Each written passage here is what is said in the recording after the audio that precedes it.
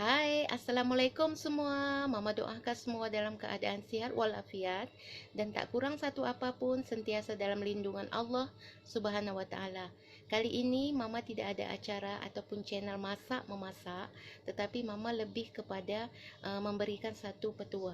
Okey, pernah tak korang mengalami batuk yang berpanjangan, bukan hanya hitungan sehari, 2 hari ataupun mingguan, tetapi batuk yang cukup panjang, boleh dikatakan sebulan, 2 bulan ataupun berbulan-bulan tidak sembuh. Kali ini Mama nak bagi satu petua ni berdasarkan pengalaman Mama, di mana Mama pernah mengalami batuk perpanjangan setelah meminum macam-macam ubat, macam-macam cek medikal, tetapi tidak berkesan apa-apa. Yang ada hanya memberikan side effect kepada Mama, seperti mengantuk sehingga menjejaskan segala pekerjaan sampingan kita, harian kita. Okey, nanti di next video Mama akan berikan list bahan-bahan tersebut. Hanya menggunakan 3 bahan sahaja kita boleh membuat satu ramuan tradisional ini dalam keadaan yang lebih selesa selepas meminumnya. Insya-Allah, dengan izin Allah, maka batuk yang engkau alami itu akan segera sembuh.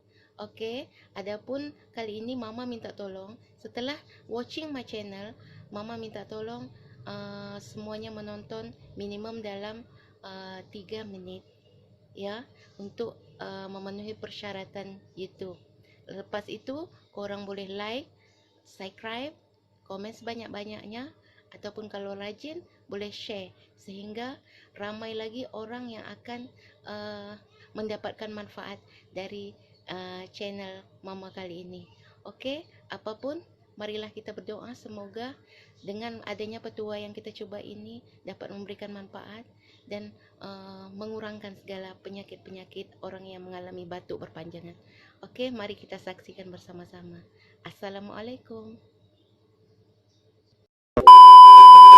A few moments later, a few inches later, 2 hours later, one eternity later.